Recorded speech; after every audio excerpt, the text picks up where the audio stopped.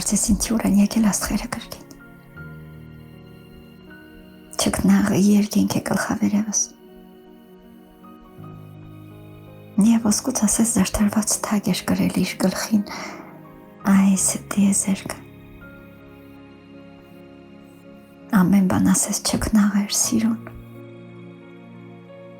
Այդ երկնքի մթությանն ասես ոչինչ չէր մերվում։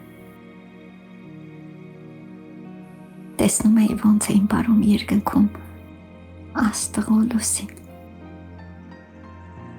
Ու ես նայում էի, թե մթության մեջ ինձ այդ աստղերից ոնց էին բարևում, հետո բար գալիս։ Ես էլ չեմ քնի, թավոր պատկերը իմ սեր բարոնի, մնա աչքերիս մեջ ու ձեռքս բռնած պահը թող մնա, որ թպրտում էր նրա բռի մեջ, սիրն իմ հնազանդ ու նորից լռում։ Երկար նայեցի, գեղեցիկ էր շատ, անգամ չեմ ուզում, որ տուփը բացը։ Վայ, նա ինչ գիտեր, Աստված իմ գուցե ոչինչ եմ ասում, ես լավ եմ հիշում, ոչ մի նամակով նրան չեմ գրել, թե ինչ եմ սիրում, կամ էլ լուսացավ կրկին։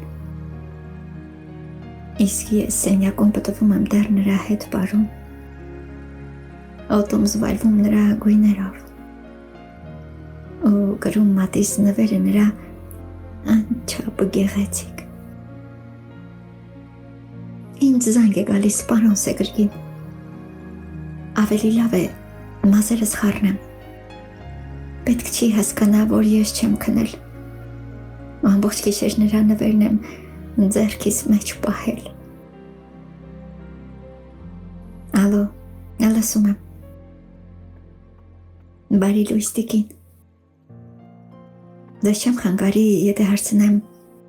թե ինչպես եք դուք։ Չէ, ինչ եք ասում, հաճելի է շատ։ Իսկ, հա, ձեր նվերը գեղեցիկ էր շատ։ Դե իջեք գնանք։ Իսկ ուր, ինձ կասեք։ Գնանք բարելու տիկին երևի։ Այս օրը նշենք ձեր ձեռքն եմ խնդրել։ Իսկ դուք հաճույքով եք մատանին կրել։